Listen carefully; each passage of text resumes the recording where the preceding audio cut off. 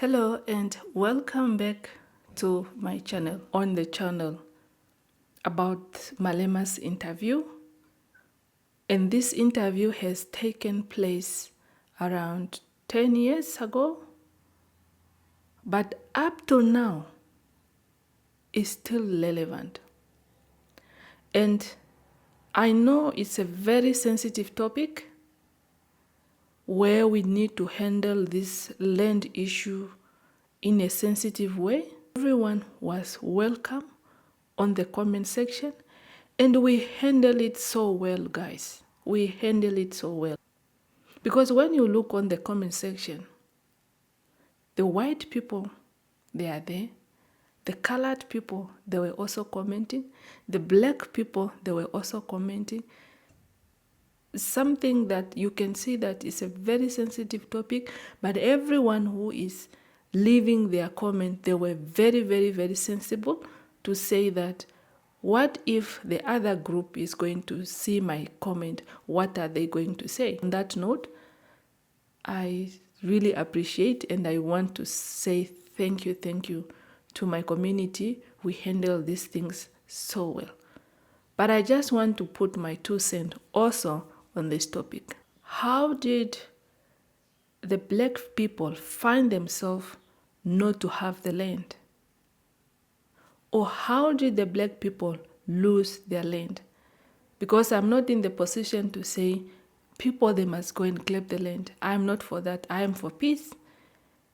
And as long as I'm guided by the rule of law, and I'm also guided by property rights, that they are the property of the peoples, they are protected by the state, I am no way in any situation to say I'm supporting the land grabbing. Not me.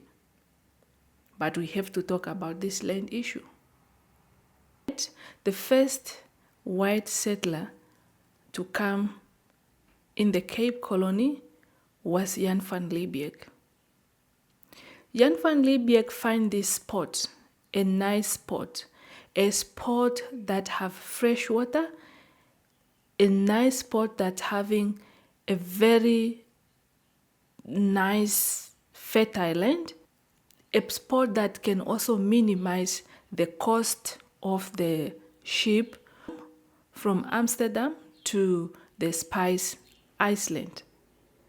So the Cape Colony was a strategic area of the white settler.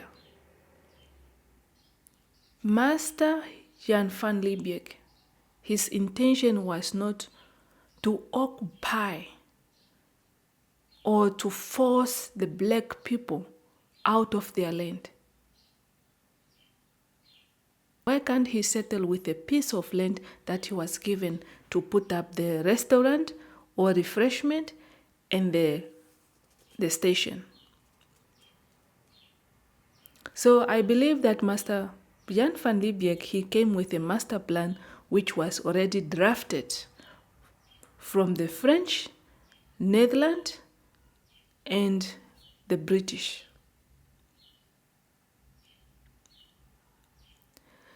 Let us look at this scenario of just a single story of Master Louis. Louis came to Cape Colony at the tender age of 20 years old. He settled there for almost 5 years, and then when the census came, by that time, he was recorded to have 3 to 5 heads of cattle. And the governor by that time, he gave him a plot, a farm, so that he can continue grazing his animal on his land. So this is one way of how the white settlers, they were giving themselves the land. And Jan van Riebeeck continued to settle in all the white settlers, because it was not all about the refreshment and the station, but he continued looking for a fertile land. Wherever there's a fertile land, they are going there. and they settled their people. So when the white settler came, they brought in modern agricultures, breeding animals. They brought also the plant that can be planted throughout the season. They brought property rights by that time, and the rule of law in Cape Colony. So in one way, it's like the system that they were using in Europe, they have brought those systems to Cape Colony. And they were guided by that. Imagine 6,000 soldiers that they were received by Jan van Riebeeck coming to Cape Colony. And he found himself that these people, when they are coming in, the station that he put up cannot be able to sustain or to supply their needs. So he have to release all those soldiers so that they can become free, so that they can get land and start working on the land or start farming. Just imagine how many people they were allocated land by Jan van Riebeeck. And he was not alone. It was just a scheme for them looking to see where they can settle in Africa and put up their own colony. That when they brought up the commercial market, the animal breeding, the livestock, the seed that can be planted throughout the year, they also brought up disease, the Bibles, the guns, and the steel, the rule of law, and the property right. So they were not operating in vacuum. The master plan was already drafted from wherever they were coming from, so that they can occupy, settle themselves in Africa, because the Cape Colony by that time was a very nice place, because it was not regarded as area of a disease, area of, like to say, is malaria prone like any other part in Africa where we have a lot of malaria parasite. But Cape Colony was free from all those diseases. That's why they settled in Cape Colony. So these people, they know what they were doing. And they continue from 600,000 to whatever time that they were stopped. Yeah, while all these things they were happening, the Khoisan people, they did not fold their hands or their arm to say, we are not going to fight these people. So they took up fight the white settlers. But obviously we know the white settlers, they were advised when it comes to the guns, and they were having horses. So they were the Khoisan, they were defeated, and they were moved to a rocky land or to the rocky area, because these white settlers, all they wanted is just a fertile land or a land that is free from disease, parasite, and all sort of manners that they don't want. The greediness did not end up there. This is how they allocate themselves the land. These white settlers, they make sure that when they are allocating this land to themselves, they must leave some farms to be for pastoring, so that when they are going to brought in Christianity, the Holy Bible, these people, they are not going to struggle anymore, because the land is already there. For them, it's just to call the black people there so that they can introduce them to the good news of the Lord, Jesus Christ. At the same time, they also come with the guns. Up to now, I am not convinced by Jan van Riebeeck to say his intention to occupy the colony was not to colonize the black people.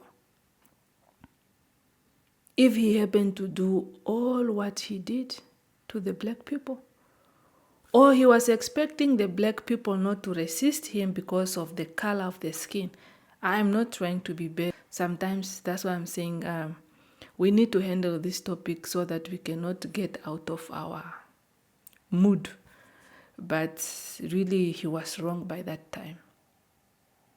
Because it's the same way if black people, they are the one who went to discover Netherlands. They went to discover Germany, or they went to discover British, or they went to discover French. Obviously, the people that are living there, they will resist, because who are these people to come and take our land, to come and tell us that no, find a nice place that we want to set up our station, so that when our ships are coming from Indians colonies going to Netherlands, we have at least a stop by, so that we can refresh our mind and go back with our journey. So I'm not convinced up to now. So this is how the white settlers, they were giving themselves land. Part 2 is coming, because we need to understand this dynamic of the land issue, and we have to handle the land issue in a better way, just like the way we were doing it on the comment section. And I salute you, my people. We hope the YouTube algorithm will pick up our video so that everyone can get this video and continue. It's okay for a black person to stand up and say, I am going to give you your land back. But it's just the complexity of this land issue is too much. Mind you that Namibia was a 5th colony of South Africa. And whatever that was happening in South Africa was also introduced in Namibia. That's why I am talking things of South Africa, the one that I know that they have affected, or they are related, or they have a similarity with Namibia. That's why I have to bring up this topic. But with that, I just want to say thank you so much for watching. Consider yourself subscribing to the channel.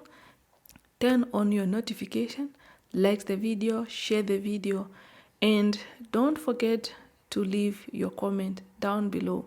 Let's hope that the YouTube algorithm will pick this video so that it can be distributed to everyone. And bye-bye.